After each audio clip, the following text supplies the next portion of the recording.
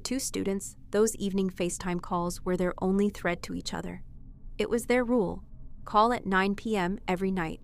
But one day, someone else broke that rule. And that someone really wanted to be noticed. Hello, horror lovers. Lady Mask is back. The one who never shows her face will tell you new creepy stories. Forget what you knew about fear. From now on, it's gonna speak in my voice. Turn off the lights, let's start. My name is Mishi. When I got into university, everything felt like the start of something big. New city, new people, interesting classes.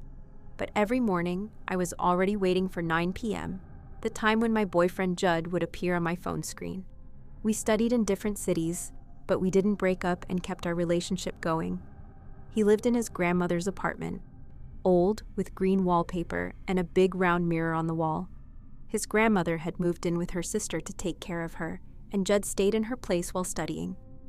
I lived alone too, but I rented my apartment. We had a rule: call each other every evening exactly at 9. He laughed, complained about his classes, told me how loud the neighbors were. Sometimes I'd put my phone on the windowsill and just listen as he told me all sorts of stories while I washed the dishes. There was distance between us, yet a strange kind of calm, like those screens kept us closer than any real meeting. The first week of classes passed really fast. One evening, when I called Judd again, it felt like his room had changed. That evening, everything was like always.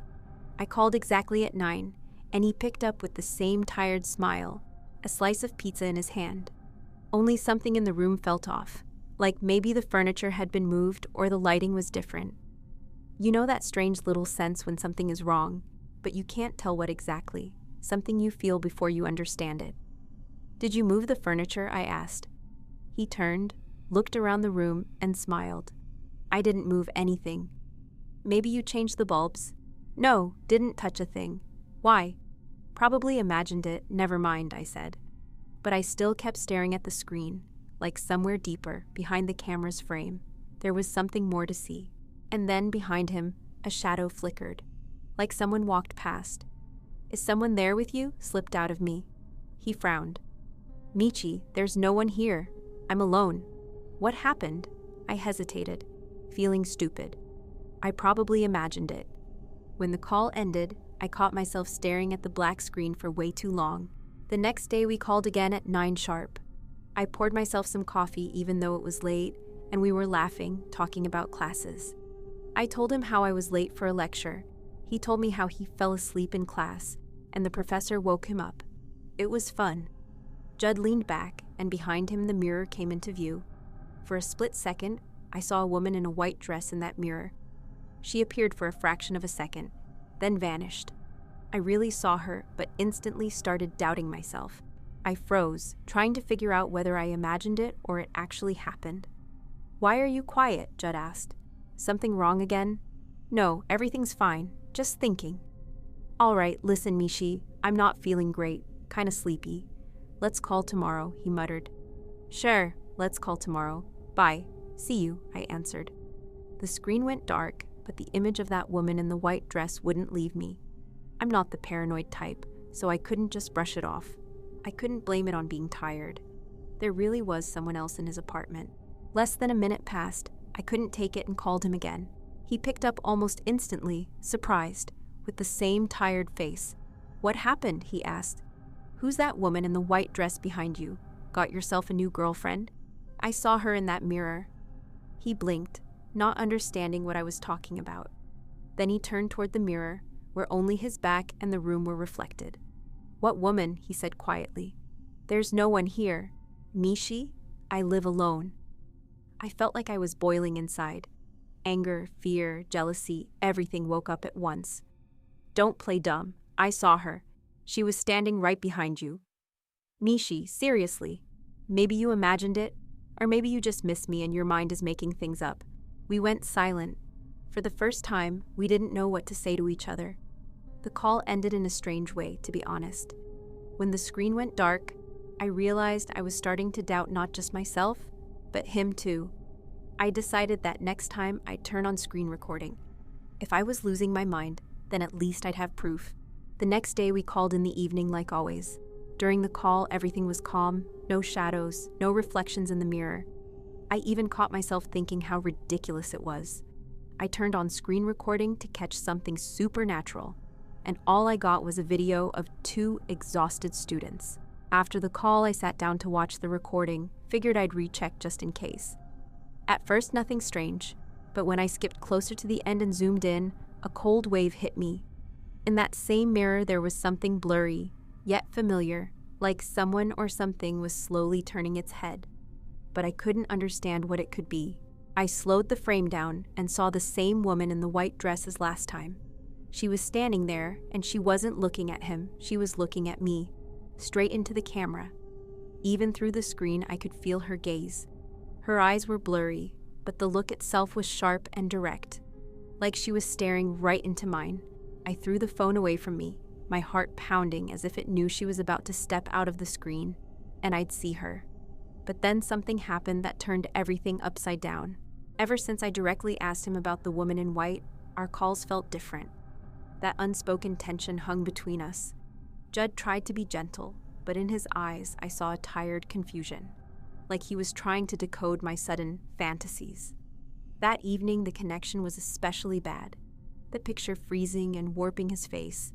He was talking about some project, and I, no longer able to fight the paranoia, kept staring into the mirror behind him, waiting for her to appear again. And suddenly, while he was explaining something with enthusiasm, the tall porcelain vase on the dresser behind him, the same one that always stayed perfectly in place, suddenly jerked, as if pushed by something invisible, slid to the edge, and crashed onto the floor with a deafening crack. We both flinched at the sound. I stared at my phone and couldn't do anything, just watched in silence. "Did you see that?" "I saw it." "What was that?" Judd asked, stunned. "I told you, someone else is in your apartment." "But Mishi, I swear, there's no one here but me." "Judd, look at the floor. You see the broken vase? What other proof do you need?" Judd said this couldn't go on and he needed to call his grandmother and ask her about the apartment. That same evening he did. At first they talked about random stuff, but then I heard his voice change when he asked, "Grandma, who lived in this apartment before you?" He went quiet, listening. They talked for about 10 minutes. Turns out an elderly woman had lived there for many years, alone, a doctor. She died in that very apartment after a long illness. His grandmother remembered she was very strict, controlling, never talked to anyone, and kept her place almost surgically clean. She always wore a white dress, like a white coat. Hearing that made me uneasy in a way that crawled under the skin. Now the ghost had not just a face, but a story, and that didn't bring us any comfort. It only filled the old walls of the apartment with something even more unsettling. It was almost 3 a.m. when I woke up to my phone ringing. It was Judd, and he was holding the camera so close to himself that I couldn't even see his face. "Judd, what's wrong? What happened?" "She's here," he whispered. He shifted the phone to the side and said, barely audible, "There, in the room behind me, look." In the dark doorway behind him, the shape of something started to appear. First a smoky blur, then the silhouette of a woman in a white gown began to form. Her face was almost impossible to see. Then I heard her footsteps. "Judd, get out, please," I nearly screamed. He spun around and his phone slipped, showing the ceiling. When he picked it up and pointed it at his face and the room behind him, there was no one there anymore. He was alone in the apartment, pale, with fear. "I saw her," he whispered. She walked up to the mirror, touched it, and disappeared. The call cut out. When the screen went dark, something white flashed for a split second in my own monitor, as if she had found a way to move from one place to another. He called back right away and asked me to come over. I grabbed some salt and went to his place. When he opened the door, he looked like he hadn't slept in days. The room was the same as always, except the mirror was covered with a sheet. The apartment smelled like hospital alcohol. I brought salt. "We need to do a cleansing ritual. We'll need water too," I told Judd, and started getting things ready. I wasn't sure it would work. I'd never done anything like this before. But we had to try something. We walked through the whole apartment, sprinkling salt in the corners and on the windowsills. I scattered it and repeated, "Leave this place. It's not yours." and Judd poured water over the salt so it would dissolve. Near the mirror, we left a cup of salty water so it could absorb whatever was left. And after the night passed, we poured it out outside. When everything was done, we sat on the floor next to each other. He hugged me, and for the first time in a long while, it felt truly calm. I thought, maybe fear can be endured if someone is beside you. 2 months passed, and nothing supernatural happened anymore. We still called each other on FaceTime, but every time he turned the camera on, my eyes drifted to that dark room behind him. And every time I tried to spot something there, every time it felt like someone was watching me from the darkness, I tried to push those thoughts away because I was sure there was no one there. Or was I wrong? But the ghosts of former tenants aren't the only ones who can slip through walls and screens. Sometimes the apartment itself becomes a trap, and its past becomes your neighbor. Mrs. Harris was renting out her apartment for half the price. That tempting offer caught my eye. I was a junior at Johns Hopkins in Baltimore, always wanted to become a doctor. And since both my parents were doctors, I just followed their path. I lived in a dorm, studied, worked evenings. Honestly, by the 3rd year, I was completely fed up with dorm life and decided to find my own place. Finding a decent apartment in Baltimore for a reasonable price is like winning the lottery. I was scrolling through listings when I found one, an apartment in an old multi-unit building 10 minutes from campus, for half the usual price. That immediately made me suspicious, because it was honestly, suspiciously cheap. I thought, maybe the owners just need to rent it out fast. Or maybe there was no furniture or something like that. The apartment really didn't have any furniture, and I didn't have much money, so I messaged the landlord, Mrs. Harris. She replied right away and set a viewing for the evening. Turned out she was a pleasant woman, I've got to say. From the outside, the building looked, well, not great, like it was nearing the end of its life. Mrs. Harris, a woman in her 50s with the exact same hairstyle as my surgery professor, led me up to the 2nd floor. We walked into the apartment. What can I say? It was just an apartment, nothing special. 1 room, a kitchen, a bathroom. It was clean and smelled fresh, kind of like laundry detergent. Either someone had really cleaned recently, or they scrubbed the floors for some reason. Only one question kept bothering me, so I asked while we were inside. Mrs. Harris, why is it so cheap? Do you need to rent it out quickly or something? She smiled and answered right away. Well, of course, you already answered your own question. Her fingers kept nervously fidgeting with her bag strap. I walked around the place again and checked everything. The kitchen was tidy, the bathroom was tidy, the main room was tidy. I liked the apartment, the price was amazing, and I said right away that I'd take it. Mrs. Harris pulled a ready lease from her bag. I skimmed through it, signed it on the kitchen counter, and paid her the first month plus a deposit in cash. The whole thing took about 10 minutes. I was happy I'd landed such a good deal, but that feeling that something was off still wouldn't leave me. As soon as Mrs. Harris left, the apartment felt like it started to change. The air became different somehow, heavier, like an old sweet perfume. I walked around and opened the windows to air the place out. In the kitchen, I noticed one of the drawers was pulled open. Weird, everything was closed during the viewing. Maybe Mrs. Harris opened it? I walked over and looked inside. There was a set of knives. While I stood there staring at the knives, I heard a sound from the bathroom, a steady dripping of water. I turned my head and went to check what was going on. Water was slowly dripping from the faucet. I tried to tighten it, but it was already fully closed. Faucet's closed, but water's dripping. Maybe the washer needs replacing or something, I thought. But why wasn't it dripping when we were touring the apartment with Mrs. Harris? It felt like the apartment had gone still during the walkthrough, and then exhaled all these odd little things the moment she left. That same evening, I moved my things in, spent a long time unpacking, and went to bed around 2 a.m. I lay on my side, the apartment dark, eyes closed, trying to fall asleep. Suddenly, I felt someone looking at me. Not a sound, not a movement, just a presence, like someone was standing by the bed, staring at my back. I didn't move, afraid to turn around. It's just a new place, I told myself. And with that thought, I eventually fell asleep. I had a dream.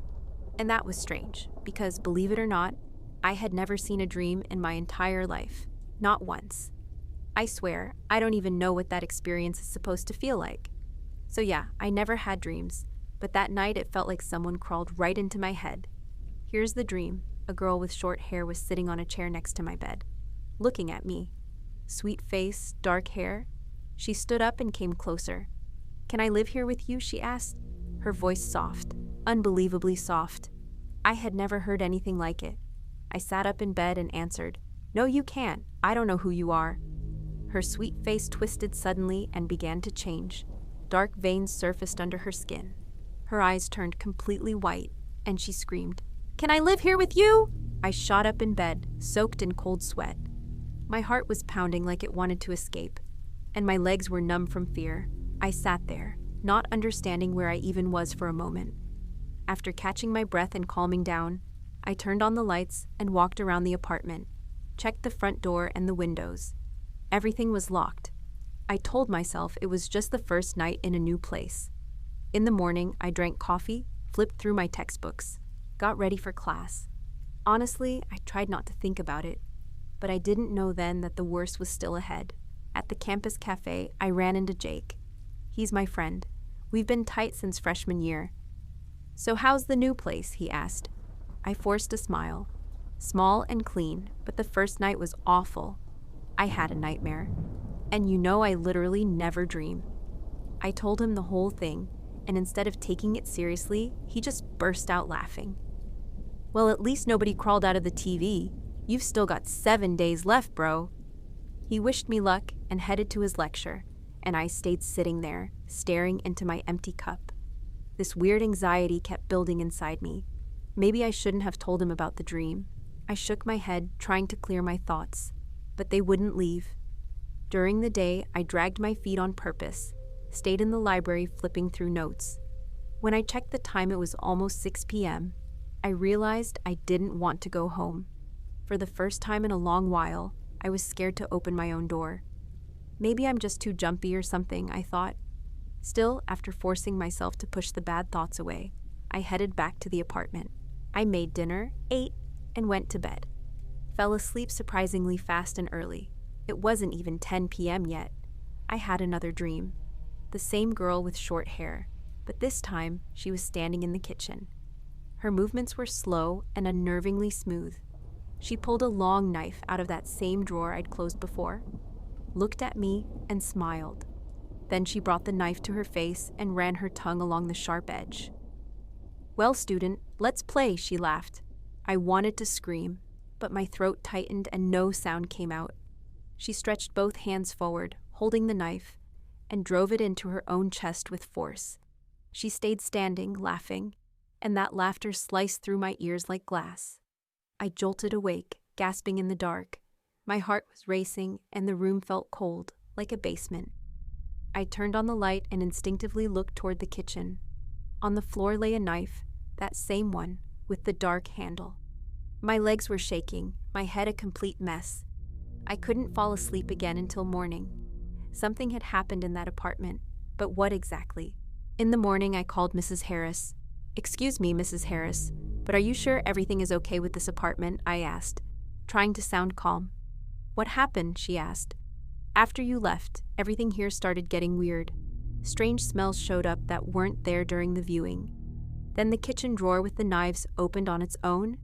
Then the bathroom faucet started dripping even though it wasn't dripping when you were here. And believe it or not, I started having dreams about a girl, even though I've never had a single dream in my life." The silence on the other end lasted way too long. "Don't worry, everything is fine," she finally said. "You know, the building is old, things happen." Her calmness made my blood boil. She clearly knew something but wasn't saying it. I hung up, feeling anger twist my voice before I even spoke again. During lectures, I tried to distract myself, but my thoughts kept crawling back to that first dream, then the second. In the evening, when I came back to the apartment, I froze in the doorway. A sweet perfume smell hit me right in the face. From the bathroom, I heard dripping again, louder than yesterday. I went to check it. The bathtub was almost full. The water wasn't dripping anymore. What the hell is going on here? How is this even possible? It felt like someone was playing with me in this apartment. I cursed under my breath, drained all the water, and went to bed. I woke up in the middle of the night to the sound of water. And not just dripping. It was as if someone had turned the faucet on full blast. Water rushing into the tub. I jumped up, turned on the bedside lamp, and headed toward the bathroom. When I reached the doorway and looked inside, my whole body went cold. She was standing there, the woman from my dreams, right in the bathtub filled with water. In her hands, she held a hairdryer, its cord plugged into the outlet. "I'm not alone anymore. Now it's you and me," she laughed. And with those words, she dropped the hairdryer into the water. Her body jerked violently, sliding deeper into the tub, her legs thrashing as if in convulsions. Her fingers scraped at the air. She screamed with a wild, piercing cry, and smoke rose from her head. And then it all went silent. Her body slowly slipped under the water. I just stood there, frozen, watching it. And suddenly she looked at me and smiled from beneath the surface. Slowly, unnaturally, as if her facial muscles were being pulled from inside. I stumbled back, tripped, and fell. The last thing I remember was hitting my head hard. I woke up on the floor, drenched in sweat. The bathroom was quiet. I got up, looked around, my head throbbing. The outlet still had the hairdryer plugged in, and the dryer itself was lying in the tub, filled with water. Her body was gone, but this wasn't a dream. This couldn't go on. Mrs. Harris wouldn't tell me anything, so I decided to ask the neighbors what was wrong with the apartment. I knocked on 2 doors.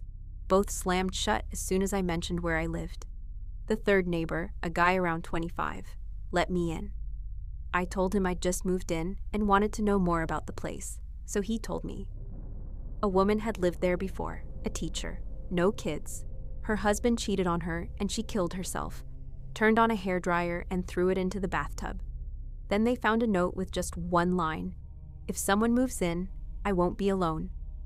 My throat went dry instantly. Then the guy added, "I don't know for sure, but people say she's still there, in that apartment. So what happened to you?" "Nothing happened. Everything's fine," I answered. "Just curious, really. Everything's fine." I left, feeling the floor slip from under me, went home, packed my things, and practically ran down the stairs. Everything inside me screamed, "Run! Don't look back!" It felt like she was staring at my back, watching me leave. I found a new place. It was more expensive and farther from campus. But the water didn't drip, and the dreams stopped. Everything stayed in that apartment, like I'd shut a door to another world. Some half-price apartments sit empty not because they're old or cramped. They're cheap because they hold someone else's life. Shadows that don't leave, just wait for a new tenant to remind them they're still there. I thought I escaped, and I guess I did. But now every time I see a listing for a cheap apartment, I imagine her. The woman with short hair, sitting on a chair, waiting for someone to sign the lease. I hope you enjoyed these stories. Thank you for writing comments. I read them all, and thank you for the support. I really appreciate it. Have a good rest and a peaceful night. Don't wander too far from Lady Mask. See you in the next episodes.